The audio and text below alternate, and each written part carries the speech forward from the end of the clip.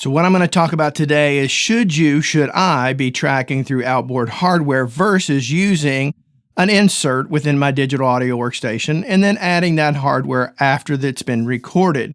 So that doesn't mean whether you're adding something from, this stuff over here or that stuff back over there or the stuff over there. There's a lot of it in here and I enjoy my hardware. I've probably gone a little bit overboard, but that's what we're going to talk about today. Now you're going to find very opposing views on this.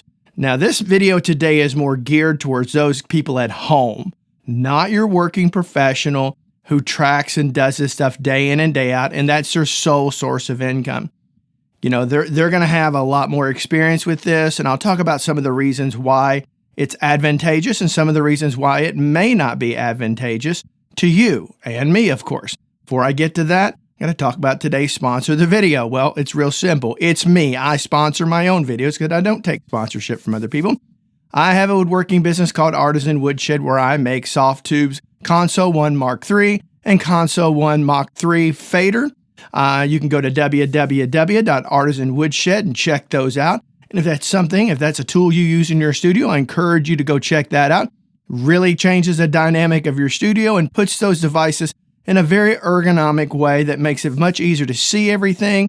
And it's just better. It's lots of better. I'm also working on right now one for the Fader Port 16 that Presana sent me to evaluate. And when I do that video, I will have that in an enclosure at that point. So be patient with me on that if that's something you're interested in. Oh, I'm sorry. I forgot to mention this real quick. I'm part of the affiliate program with Sweetwater and also with Thomann over in Europe. So if you buy from either one of those companies, I have a link down in my description below. When you do that, I get a small cut of it. It's a really good way you can support this channel, and I truly appreciate it. So if that's something you want to consider and you happen to purchase from them, you can just click on that link, add anything to the cart from a mic cable all the way up to a Neve console, and I'll get a tiny percentage of it. So I'd appreciate it if you'd do that. Now let's get back to the video. So you're probably asking, Barry, is this really a question? I mean, if I've spent all this money on hardware, shouldn't I just be tracking through it? Doesn't that make the most sense? Well, yes and no. Let's talk about some reasons why you probably shouldn't be tracking through hardware. And it's going to be on a case-by-case basis. Remember, this topic's going to be very divisive. And so kind of keep that in mind. I'm going to give you the pros and cons of both sides of the discussion. A general rule of thumb is, especially when you're EQing, you should be EQing with that track playing in the mix, not in solo mode. Too many people make the mistake of EQing in solo, but that's not the way you should be going about it. You should be listening to that track along with the other tracks and then EQ accordingly. So it's hard to do that if you don't know where that song's going to end up. Now, if you got a chance, you're tracking a band as example, which I have to imagine not many of you actually do. You're probably just sitting at home and recording your own music or for some friends and things like that. So you don't really know what that song's going to end up being because you're kind of tracking as you go. Now, that's not everybody. So I'm only speaking to those people who work like that. So the danger of adding that EQ or even that compressor on the way in is that you're going to be stuck with that. You're going to be stuck with whatever you do there. And the only way to undo it is to re-record it completely. And that can be very time consuming. And maybe the next time you go to record it, you're not going to capture it with the same energy, the same vibe, everything, So you want to be cautious of that. But if you're tracking a whole band and you get a chance to hear that song and you understand the vision of that band, where they're trying to go with it, and they give you some comparable other bands or, reference tracks and things like that, then at that point, you're going to be able to put in your head and understand what it is you're going to need to do to get there. And so in that situation, tracking through these things is perfectly acceptable. I think, it really all depends on a very specific situation. Today, most digital audio workstations compensate well enough for doing hardware inserts. If you're not familiar with hardware inserts and how to set those up, I've done a video on that. I'll put a link to it down in the description below.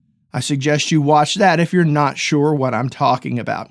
So that's one way of kind of going in and add it. You would do it in the same way you would add a plugin as an example, but you're only going to be able to use that particular piece of hardware one time at a time, or I should say one at a time. You can use it over and over. Now, if you were to track through that hardware and you had a good idea of where that's going to be, and when I say hardware, I'm predominantly talking about EQ and compression.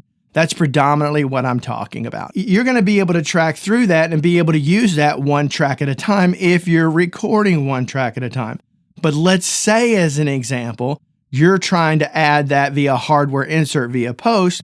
Well, if you want to keep that live on that track the entire time, you're only going to get one use out of that one piece of hardware. So kind of keep that in mind. Now, there are workarounds from that, and that simply is sending it out to that hardware, processing it however you want, and then bringing it back in on a new track and committing that. That way you've got the original track and the new track. You can just disable the track, the original track, and now use the one that you've processed through the hardware. But keep in mind, that's time consuming. Let's say you got a 4-minute song. And so each time you do that for each track, you're dedicating 4 minutes for each track. Now, depending on how you go about this, that could kind of ruin your creativity. So, this is not an easy fix, but you need to understand, or easy problem to solve, because you have to understand some of the give and take that happens with it. However, tracking through that hardware on the way in, as I stated before, if you don't get that EQ right and it doesn't sit well in that mix, you are going to have to re-record it. If you add too much compression, it could kill the dynamics of that track in a way you don't want it to. Because quite frankly, when you're tracking, and there's good chances that you don't really know what that song is going to develop into. And so it's hard to paint that picture.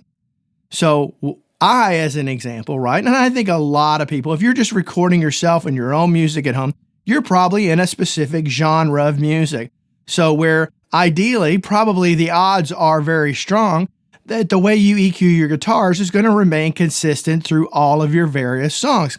If that's the case, find one that you feel sits right in the mix, and then take notes what those settings are and simply track through that EQ as an example. There's nothing wrong with that.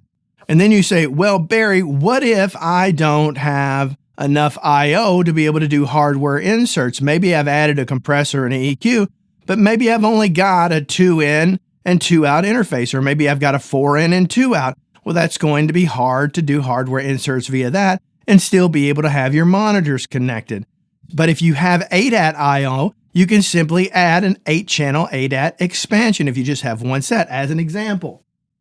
This is a unit that I use in my studio. I'm a big fan of Ferrofish products. Here they are right over here. I'm sorry. Here it is right here. Now, these are the Audient units, and they also do a great job too. If you just need 8-in, you can add 8-in. If you need 8-out, you can add 8-out without doing both. So there's various options out there for you. As an example, my studio here, I use an RME UFX Plus, and I also have a Ferrofish Pulse 16, and now I'm using the Ferrofish Pulse 8. And this enables me to keep all of my hardware connected all of the time, and then I can route it however I see fit through my patch base. So it gives me great flexibility associated with that. But most of you out there watching this are not going to have the number of pieces that I have in the studio. Keep in mind, I didn't go out and buy all of this at one time. This has been accumulated over decades. What I strongly suggest with you is to try it both ways, experiment, see if you can get a sense of what I'm talking about. That should teach you where you should and where you shouldn't. As an example, a safe way of doing EQ and compression on the way in is just to barely tame that track with some compression. Don't do as much compression that you might normally use inside your digital audio workstation. Maybe just tame it a little bit so you're kind of smoothing out some of those peaks, especially if the transients are, there's a build up and a build down. It'd really help with that. Also with EQ, let's take an electric guitar as an example. Most likely you're going to do a high pass and a low pass filter on that guitar. So it's perfectly fine going into that and adding those. But leave all the other frequencies in it, just leave those alone, and then you can figure out where that's going to sit in the mix once you get to that stage. That's what I'd recommend starting with first until you finally figure it out. So that way, as you learn this stuff, you can find out what settings work for which EQ you like on this, and which compressor you like on that. As an example, in my studio, my favorite 1176 style compressor is this splice unit that's back here. I love that. My favorite compressor is the mag unit right there. I love both of those pieces.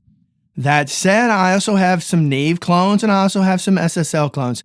Well, not an SSL clone. I actually have an SSL EQ, but so they do different things and they accomplish the end result in a different way, in a different tonality. So you're going to have to learn when to use one over the other. That's one of the advantages when you use hardware inserts is you can set and go back between one and the other by using a simple patch bay or getting back there and unplugging the cables from one and going into the next, however you're going to do it. You can buy a pretty inexpensive patch bay for less than $100 that has 1/4 inch balanced on it and go that route. There's nothing wrong with that. Because I have so much hardware in here, I actually have two patch bays that use the Bantam configuration, which is a much smaller connector, so they can compress more I/O into those patch bays than you can in a 1/4 inch balance. And they also have DB25 connectors on the back, so I don't have to worry about anything getting pulled out of the back of it in case I have to remove it from the rack for whatever reason, or remove something else. I don't want to accidentally unplug stuff, which can happen when you're using 1/4 inch balance. I know, been there, done that, okay? And it's a pain in the butt. Now you have to go backtrack everything. Don't want to get sidetracked. So kind of keep this stuff in mind as you're going and kind of understand really the pros and the cons, but experiment more than anything else.